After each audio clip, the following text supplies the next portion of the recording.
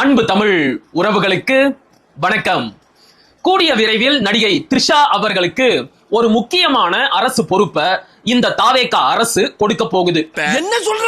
அட ஆமாங்க, முடிவு எல்லாம் எடுத்திருப்பாங்க. ஆனா என்ன பொறுப்பை கொடுக்கலாம் அப்படிங்கறத பத்தி தான் பேச்சுவார்த்தை நடத்திக்கிட்டு இருப்பாங்க. ஓஹோ, கதை இப்படி போகுதா? என்னங்க, நம்ப முடியலையா? சரி, இந்த காணொளிய முழுசா பாருங்க, உங்களுக்கே எல்லாம் தெளிவா புரியும். நேற்றைக்கு முன்தினம் தமிழ்நாடு அரசின் டெல்லி பிரதிநிதியாக கன்னடத்தை தாய்மொழியாக கொண்ட கர்நாடகாவிலேயே பிறந்து வளர்ந்து வாழ்ந்து கொண்டிருக்கின்ற கே வெங்கட நாராயணா என்பவரை இந்த தாவேகா அரசு நியமிச்சிருக்கு. அதாவது 8 கோடி தமிழ் மக்கள் வாழக்கூடிய தமிழர்களின் தாய் நிலமான இந்த தமிழ்நாடு, இந்த தமிழ்நாட்டை நிர்வகிக்கக்கூடிய தமிழ்நாடு அரசு, அந்த தமிழ்நாடு அரசின் டெல்லி பிரதிநிதியாக ஒரு கன்னடரை நியமித்திருக்கிறார் முதல்வர் விஜய். ஏன் தமிழ்நாட்டில் இருக்கக்கூடிய ஒரு தமிழனுக்கு கூட தமிழ்நாடு அரசோட டெல்லி பிரதிநிதியா ஆகிறதுக்கான தகுதியே இல்லையா? அதுக்கு ஒரு கன்னடம் தான் வரணுமா?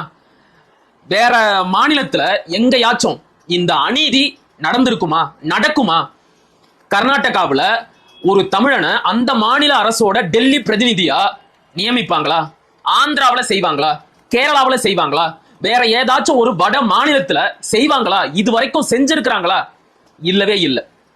ஆனா தமிழ்நாட்டுல மட்டும் எப்படி இந்த அநீதி அவலம் தொடர்ந்து நடந்துகிட்டே இருக்கு? ஏன்னா தமிழன் இளைச்சவாயன், ஏமாளி. என் நெத்திய நல்லா பாருங்க, இதுல கேனப்பைய அப்படின்னு எழுதி இருக்கா? இல்ல. அப்ப நான் என்ன இழிச்ச வாயனாடா? இழிச்ச வாயனா? சரி, அதை விடுங்க. தமிழர்கள் நமக்குத்தான் சூடு சொரணையே இல்லையே.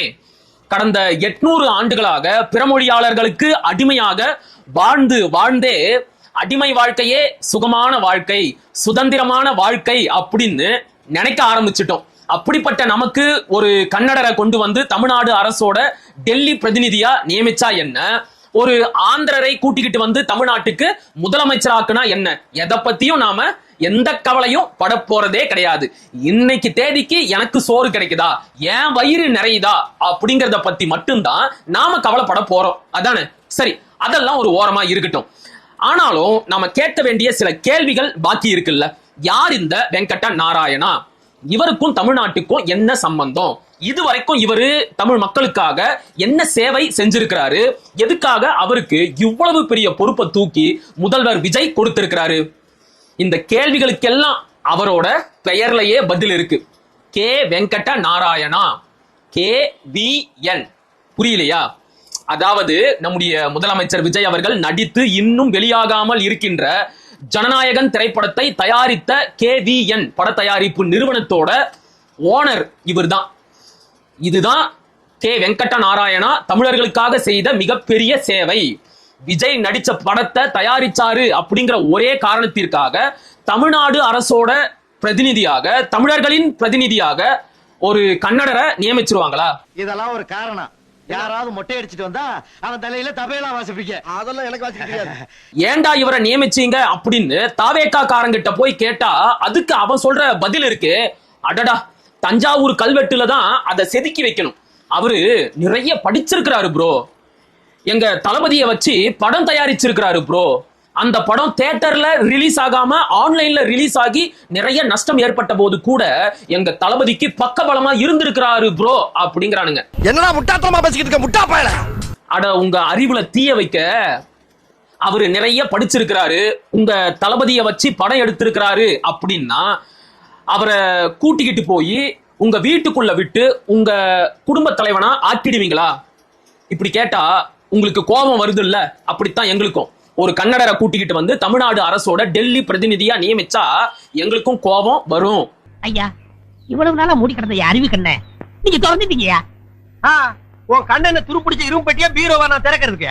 தமிழ்நாடு அரசின் டெல்லி பிரதிநிதி அப்படிங்கிறது கிட்டத்தட்ட ஒரு அமைச்சருக்கு இணையான பதவி. அந்த பதவியில இருக்கிறவங்க தமிழ்நாடு அரசோட தேவைகள், தமிழ்நாடு அரசோட உரிமைகள், இதை பத்தி எல்லாம் ஒன்றியத்துல ஆட்சி பொறுப்புல இருக்கிற பிரதமரையோ நிதி அமைச்சரையோ இல்லைன்னா மற்ற ஒன்றிய அமைச்சர்களையோ சந்திச்சு பேசி தமிழ்நாட்டோட உரிமைகளை எல்லாம் எடுத்து சொல்லி நமக்கு தேவையானதை எல்லாம் பெற்றுக் கொடுக்கின்ற மிக மிக முக்கியமான ஒரு பொறுப்பு.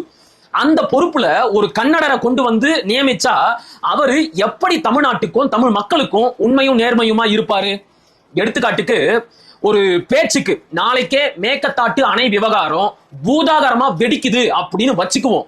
அந்த நேரத்துல இந்த கே வெங்கட்ட நாராயணா யாருக்கு உண்மையா இருப்பாரு? தன்னுடைய தாய் நிலமான தன்னுடைய பிறந்த பூமியான கர்நாடகாவிற்கு உண்மையும் நேர்மையுமா இருப்பாரா? இல்லன்னா தன்னை ஒரு கன்னடன் அப்படின்னு தெரிஞ்ச பிறகும் தன்னை தமிழ்நாடு அரசோட டெல்லி பிரதிநிதியா ஏத்துக்கிட்டு இருக்கிற இந்த ஏமாளி இளிச்சவாய தமிழர்களுக்கு உண்மையும் நேர்மையுமா இருப்பாரா? வந்து இப்ப நான் என்ன உங்களை சொல்றது? இந்த ஒரு நியமன பொறுப்பு மட்டும் கிடையாது. இந்த தாவேகா ஆட்சியில இன்னும் நிறைய நியமன பொறுப்புகள் இப்ப சர்ச்சையாகி இருக்கு.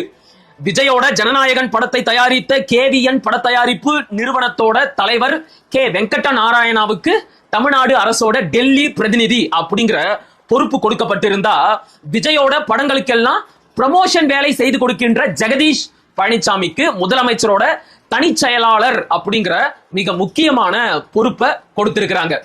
இந்த ஜெகதீஷ் பழனிசாமியோட இன்னொரு வேலை என்ன தெரியுமா? விஜய்க்கு எதிராகவும் தாவேகாவிற்கு எதிராகவும் விஜயோட படங்களுக்கு எதிராகவும் யார் யாரெல்லாம் பேசுறாங்களோ அவங்கள பத்தின அவதூறு செய்திகளை எல்லாம் சமூக வலைதளங்கள்ல பரப்பி விடுகின்ற ரூட் மாஃபியா நிறுவனத்தோட தலைவரே இந்த ஜெகதீஷ் பழனிசாமி தான். இப்படிப்பட்ட ஒருத்தருக்கு தான் முதலமைச்சரோட தனி செயலாளர் அப்படிங்கிற பொறுப்பு கொடுக்கப்பட்டிருக்கு. என்ன கருமையா இது? முதல்வர் விஜய்க்கு மனசாட்சின்னு ஒண்ணு இருந்தா இப்ப நம்ம கேட்க போற கேள்விக்கெல்லாம் நேர்மையா பதில சொல்லட்டுமே பார்க்கலாம். அவர் தான் சொல்லணும்னு இல்ல, அவரோட ரசிகர்கள் கட்சிக்காரங்க யார் வேணும்னாலும் இதுவரைக்கும் நாம கேட்ட கேள்விகள் இதுக்கப்புறம் நாம கேட்க போற கேள்விகளுக்கெல்லாம் உண்மையும் நேர்மையுமா மனசாட்சியோட பதில சொல்லட்டுமே பார்க்கலாம். முதலமைச்சர் விஜய் அவர்களே, ஜெகதீஷ் பழனிசாமிய எந்த தகுதியின் அடிப்படையில் உங்களோட தனி செயலாளரா நியமிச்சீங்க?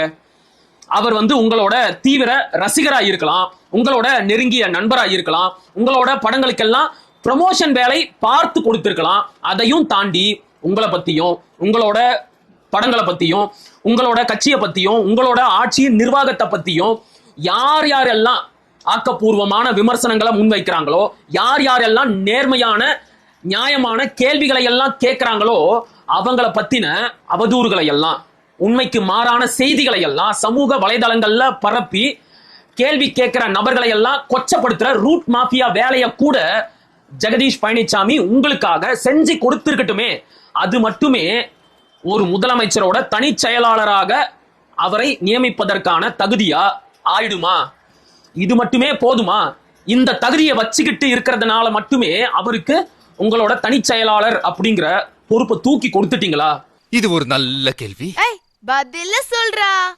சரி, இத கூட உங்களோட தனிப்பட்ட விருப்பம் அப்படின்னு கடந்து போயிடலாம். உங்களோட விருப்பம், நீங்க யார வேணும்னாலும் உங்களோட தனி செயலாளரா நியமிச்சுக்கலாம். ஆனா எதுக்காக அந்த நியமனம் தொடர்பான செய்தியை மூடி மறைச்சிங்க?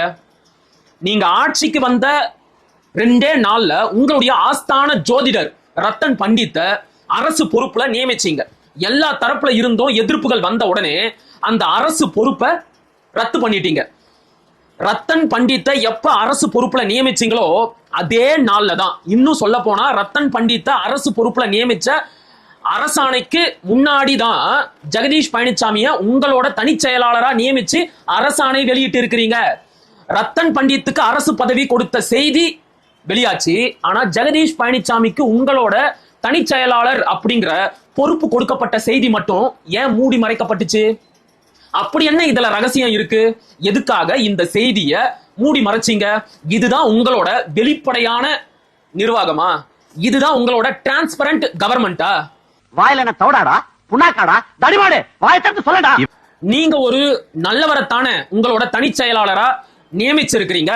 அப்புறம் எதுக்காக அந்த செய்தியை மூடி மறைக்கணும்? அந்த இடத்துல இருந்துதான் எங்களுக்கு ஒரு சந்தேகம் வருது.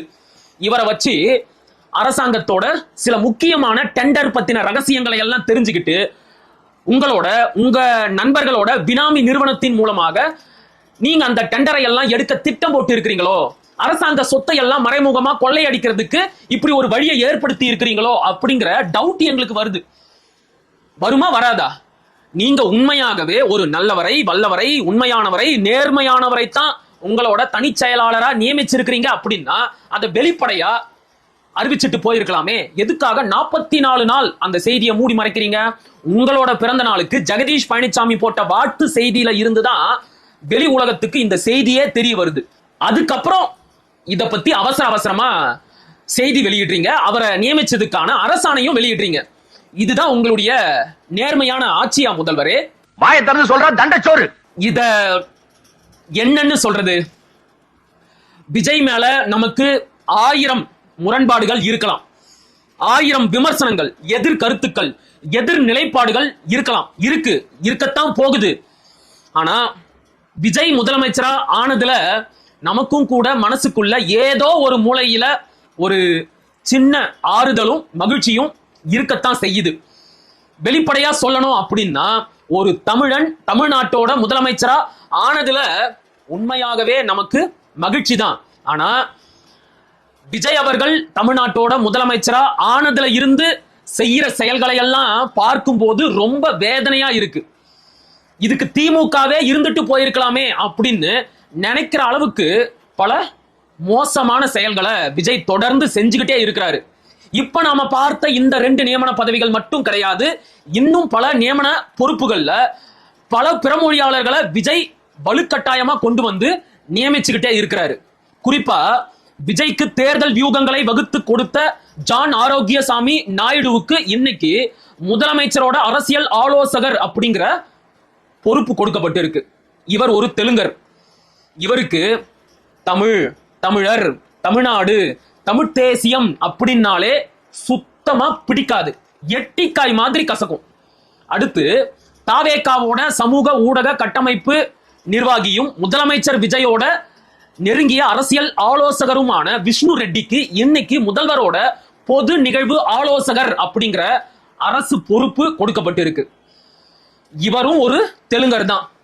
இவங்க 2 பேருக்குமே இன்னைக்கு தலைமைச் செயலகத்துல தனி அலுவலகம் போடப்பட்டு இருக்கிறதா சொல்றாங்க. இவங்களை தாண்டித்தான் யாரா இருந்தாலும் முதலமைச்சரை அணுக முடியும் அப்படிங்கிற நிலை இருக்கான். இப்பவே கண்ண கட்டுது. அடுத்து முதலமைச்சர் விஜய் அவர்கள் நடித்து வெளியான லியோ படத்தோட ஒளிப்பதிவாளர் மனோஜ் பரமாம்சா அப்படிங்கிறவரை தமிழ்நாடு திரைப்பட பயிற்சி நிறுவனத்தோட தலைவரா நியமிச்சிருக்கிறாங்க. இவரும் ஒரு தெலுங்கர் தான். ஏன் தமிழ் திரை உலகத்துல இருந்து ஒரு திறமையான தமிழ் ஒளிப்பதிவாளர் ஒருத்தர் கூட இந்த பதவிக்கு கிடைக்கலையா? எத்தனையோ திறமையான தமிழ் இயக்குனர்கள் இருக்கிறாங்களே, அவங்கள கூட்டிக்கிட்டு வந்து இந்த பொறுப்பை கொடுத்திருக்கலாமே. எதுக்கு தேடி பிடிச்சி மனோஜ் பரமாம்சா அப்படிங்கிற ஒரு தெலுங்கரை கொண்டு வந்து இந்த பொறுப்புல நியமிக்கணும்? ஏற்கனவே தமிழ் திரை உலகம் என்பது முழுக்க முழுக்க தெலுங்கர்களோட கட்டுப்பாட்டுல இருக்கு.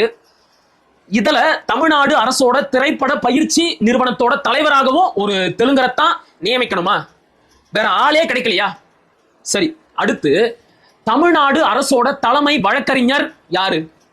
விஜய் நாராயண். யார் இவரு? இவர் தான் விஜயோட ரோல்ஸ் ராய்ஸ் காருக்கான வரி ஏய்ப்பு வழக்க வெற்றிகரமா நடத்தி கொடுத்தவர். அந்த நன்றி கடனுக்காக விஜய் இன்னைக்கு அந்த விஜய் நாராயணுக்கு தமிழ்நாடு அரசோட தலைமை வழக்கறிஞர் அப்படிங்கிற பொறுப்பை தூக்கி கொடுத்திருக்கிறாரு. இந்த விஜய் நாராயண் ஒரு மலையாளி. இன்னொரு கூடுதல் தகவல் சொல்லட்டுமா? இவரோட தாத்தா தான் KM பணிக்கர். எங்கேயோ கேட்ட பேர் மாதிரி இருக்கா?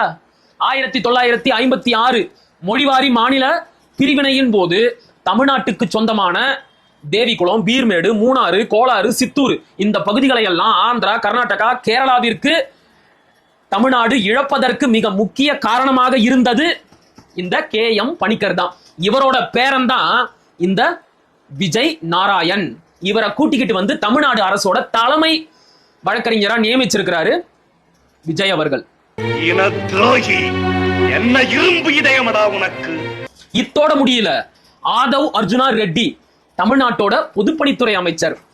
கீர்த்தனா நாயுடு தமிழ்நாட்டோட தொழில்துறை அமைச்சர். அடுத்து பெருசா போய்கிட்டு இருக்கு. இப்ப நீங்களே சிந்திச்சு பாருங்களேன்.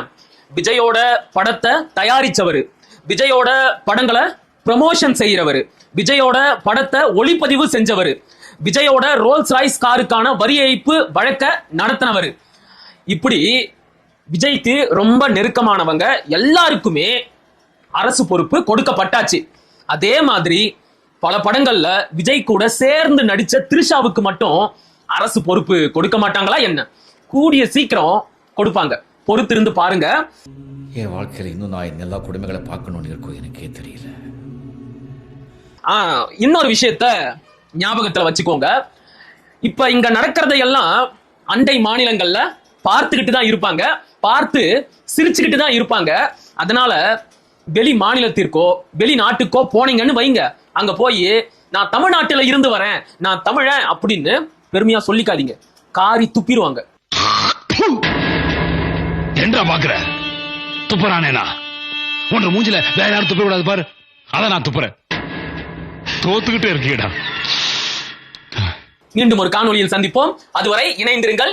இது உங்கள் நெற்றிக்கண். நான் உங்கள் அசோக்குமார் மகிழன். படிப்போம், பகிர்வோம், பயன்பெறுவோம், கற்போம், கற்பிப்போம், களமாடுவோம். தமிழ் வெல்க, தமிழர் வாழ்க, தமிழ்நாடு வளர்க, தமிழ் தேசியம் மலர்க, மலர்க, மலர்க. நன்றி, வணக்கம்.